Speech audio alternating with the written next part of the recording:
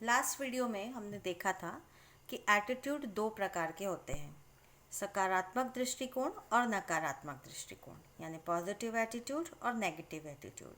इसको अगर हम समझें तो जो पॉजिटिव एटीट्यूड होता है वो हमेशा समस्याओं के समाधान पर ध्यान देता है, जबकि जो नेगेटिव एटीट्यूड होता है वो समस्याओं पर अपना फोकस करता है। इसको हमने लास्ट वीडियो में अच्छे से समझ लिया था। अब हम ये देखेंगे कि दृष्टिकोण को निर्मित करने वाले घटक कौन कौन से हैं, यानी फैक्टर्स ऑफ एटीट्यूड फॉर्मेशन। तो एक व्यक्ति का दृष्टिकोण विभिन्न घटकों से पर्याप्त सीमा तक प्रभावित होता है। दृष्टिकोण को प्रभावित करने वाले घटक, हम जैसे बोलते हैं कि ये बहुत पॉजिटिव पर्सन है, मतलब किसी भी बारे में बात कर लो हमेशा इनका एटीट्यूड क्या होता है, पॉजिटिव होता है, पॉजिटिव एनर्जी से लबालब होते हैं। और कुछ पर्सन हमेशा थके हुए, हमेशा नेगेटिव बातें करने वाले होते हैं। तो वो कहाँ से आती हैं वो चीज़ें? वो हमारे आसपास के एटमॉस्फेयर से आती है, हमारे वातावरण से आती है। Internal environment and external environment. कभी भी किसी भी चीज़ को दो तरीके के एनवायरनमेंट मिलकर बनाते हैं। सबसे पहला होता है इंटरनल एनवायरनमेंट और दूसरा होता है एक्सटर्नल एनवायरनमेंट। इंटरनल एनवायरनमेंट मतलब हमारा घर परिवार है ना, जिसमें हम रहते हैं। और एक्सटर्नल एनवायरनमेंट मतलब जब घर से बाहर निकलने के बाद जिन लोगों से हम मिलते हैं, चाहे वो स्कूल हो, कॉलेज हो, हमारे अड़ोसी पड़ोसी, हमारे दोस्त, जितने भी लोग मिलते हैं, तो वो सब क्या बनाते हैं, बाह्य वातावरण बनाते हैं। तो आइए इसके बारे में हम और डिटेल में पढ़ते हैं। सबसे पहले पारिवारिक परिवेश यानी फैमिली एनवायरनमेंट। जिस परिवार में व्यक्ति रहता है उसके अनुसार ही उसका दृष्टिकोण विकसित होता है। व्यक्ति के जीवन के प्रारंभिक दौर में उसकी स्थिति लगभग तोते के समान होती है। मतलब जब वो छोटा होता है तो उसकी स्थिति किसके समान होती है, तोते के समान होती है। वह केंद्रित दृष्टिकोण को अपनाता है। जीवन शैली, रुचियाँ, खान पान, वेशभूषा पारिवारिक देन है ना। तोता, उसको आप जितना सिखाओगे वो उतना सीखेगा और वो उतना ही बोलेगा, है ना। उसका दृष्टिकोण सिर्फ आप पर केंद्रित होता है कि जितना आप सिखा रहे हो उतना सीखेगा। तो हम भी वैसे ही होते हैं। हर परिवार का जो खान पान होता है, उनकी जो जीवन शैली होती है, वेशभूषा होती है, वो सब हम कहाँ से सीखते हैं, हम अपने परिवार से सीखते हैं। तो इसलिए ये कह रहा है कि दृष्टिकोण निर्मित करने वाले जो घटक होते हैं यानी फैक्टर्स ऑफ एटीट्यूड फॉर्मेशन में सबसे महत्वपूर्ण घटक होता है हमारा फैमिली एनवायरनमेंट। नेक्स्ट है इसमें शिक्षा एवं तार्किक वस्तुनिष्ठा यानी एजुकेशन एंड ऑब्जेक्टिव रीजनिंग। दृष्टिकोण एवं विचारधारा का सबसे प्रमुख स्रोत शिक्षा है। शिक्षा द्वारा व्यक्ति विवेकपूर्ण विचार एवं तार्किक वस्तुनिष्ठा ग्रहण करता है। प्रारंभिक शिक्षा का तो विचारधारा एवं दृष्टिकोण के निर्माण में अधिक महत्वपूर्ण है। मतलब आपकी एजुकेशन कैसी है, आपने शिक्षा जितनी अच्छी ली होगी, आप किसी भी चीज़ का विश्लेषण उतना ज़्यादा अच्छे से कर सकेंगे। आप किसकी सोचने समझने की क्षमता उतनी ज़्यादा विकसित होगी, मतलब आपका बौद्धिक विकास उतना अधिक होगा। तो जब आपका बौद्धिक विकास अधिक होगा मतलब आपकी तार्किक वस्तुनिष्ठा भी बढ़ जाएगी। तो ये जो एक फैक्टर है ये भी आपके एटीट्यूड को पॉजिटिविटी की तरफ लेकर जाता है। नेक्स्ट है सामाजिक स्तर यानी सोशल लेवल। सामाजिक स्तर भी दृष्टिकोण के निर्माण में महत्वपूर्ण भूमिका निभाता है। सामाजिक स्तर को निम्नलिखित 5 उपवर्गों में विभाजित कर सकते हैं। आप कैसे समाज से आए हैं, समाज में रहने वाले लोगों का व्यवहार कैसा है, समाज में रहने वाले लोगों का एटीट्यूड कैसा है, वो भी काफ़ी हद तक आपके एटीट्यूड को प्रभावित करता है। देखते हैं, सबसे पहला इसमें लिखा है आर्थिक यानी इकोनॉमिक। सामान्य रूप से आर्थिक वर्ग को 3 वर्गों में विभाजित किया जाता है, उच्च, मध्य एवं अल्प आय वर्ग, है ना। हायर सोसाइटी, मिडिल क्लास और लोअर मिडिल क्लास। सार्वभौमिक रूप से तीनों आय वर्ग की विचारधारा एवं दृष्टिकोण में स्वाभाविक भिन्नता होती है। जैसे अल्प आय वर्ग में जो लोग कठिनाइयों में जीवन व्यतीत करते हैं, उनमें आपसी संबंध एवं सौहार्द का दृष्टिकोण होता है।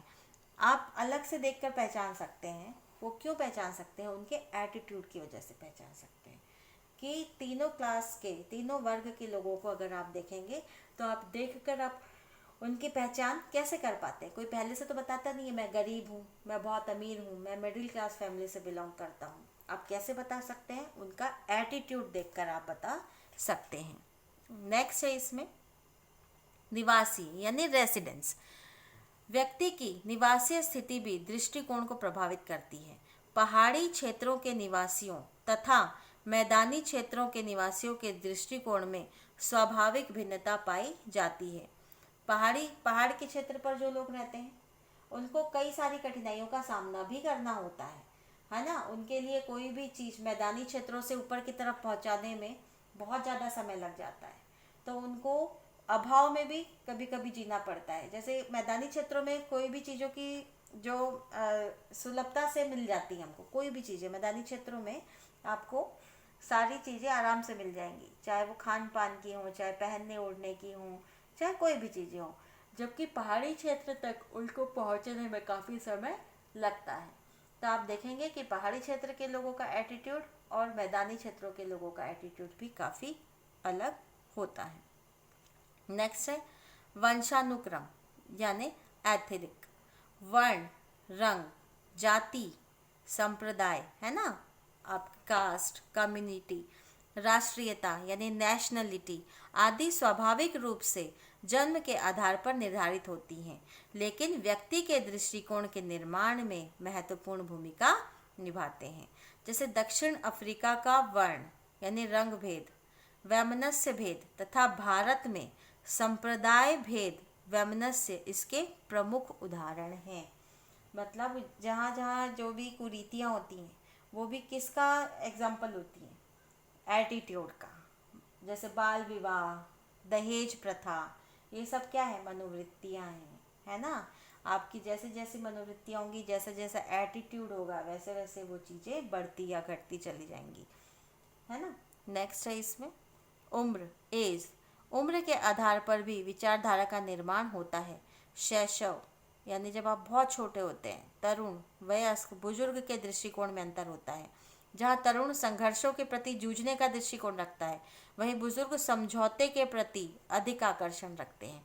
मतलब आप जैसे जैसे आपका अनुभव उम्र के साथ बढ़ता चला जाएगा, आपका दृष्टिकोण भी बदलता चला जाएगा, है ना। तो उम्र भी एक बहुत बड़ा फैक्टर है आपका दृष्टिकोण, आपका एटीट्यूड डिसाइड करने के लिए। नेक्स्ट है इसमें लिंग यानी सेक्स। स्त्री एवं पुरुष के दृष्टिकोणों में भिन्नता पाई जाती है।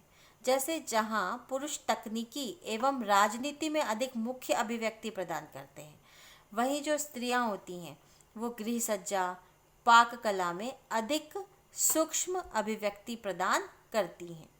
हालांकि हम कहते हैं कि दोनों बराबर हैं, पर किसी किसी चीज़ पे जो एटीट्यूड होता है, मतलब सोचने का तरीका होता है, वो इनबॉर्न होता है। तो ये उस चीज़ को बता रहा है कि ये भी हमारे दृष्टिकोण को बनाता है। समूह प्रभाव यानी ग्रुप इफेक्ट। सहयोगी, मित्र, समूह आदि भी व्यक्ति के दृष्टिकोण निर्धारण में सहायक होते हैं। समूह प्रभाव या संगत व्यक्ति के दृष्टिकोण को ही नहीं बल्कि उसके जीवन के अनेक पक्षों को भी प्रभावित करती है। समूह परिवर्तन के द्वारा व्यक्तित्व परिवर्तन के अनेक उदाहरण मिलते हैं।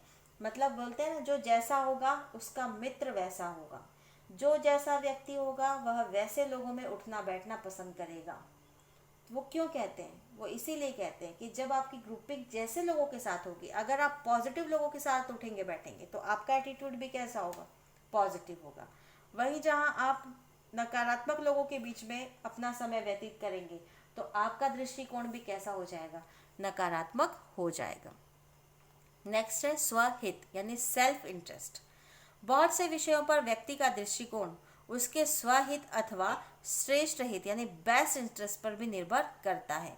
जैसे अंशदान, सामाजिक गोष्ठी, क्लब की सदस्यता के प्रति हिस्सेदारी इसके उदाहरण हैं। जब आपको किसी चीज़ में बहुत ज़्यादा इंटरेस्ट होता है, आपको अच्छा लगता है, वहाँ पर आप हमेशा अपना एटीट्यूड पॉजिटिव रखोगे। और जहाँ जिस चीज़ में आपका कोई भी इंटरेस्ट नहीं है, वहाँ पर आप हमेशा अपना जो दृष्टिकोण है वो नेगेटिव रखोगे। जैसे आप कभी कभी देखना, किसी व्यक्ति विशेष, धर्म विशेष, समाज विशेष पर आप जब अपनी कोई टिप्पणी देते हैं, वो आप अपनी रुचि का ध्यान रखते हुए देते हैं। अगर आपको कोई व्यक्ति पसंद है तो आप हमेशा उसके लिए पॉजिटिव बातें कहेंगे, और कोई व्यक्ति आपको पसंद नहीं है, वहीं पर आप कैसा कथन कहेंगे? नेगेटिव कहेंगे। तो इसीलिए ये ज़रूरी है कि आपका इंटरेस्ट जिस चीज़ में होगा, कहीं ना कहीं वो चीज़ें भी आपके एटीट्यूड को प्रभावित करती हैं कि आपका एटीट्यूड वहाँ पर पॉजिटिव रहेगा या फिर नेगेटिव रहेगा। तो इसी के साथ हमने इसमें सीखा कि कौन कौन सी चीज़ें हमारे, या कौन कौन से फैक्टर हमारे एटीट्यूड को प्रभावित करती हैं।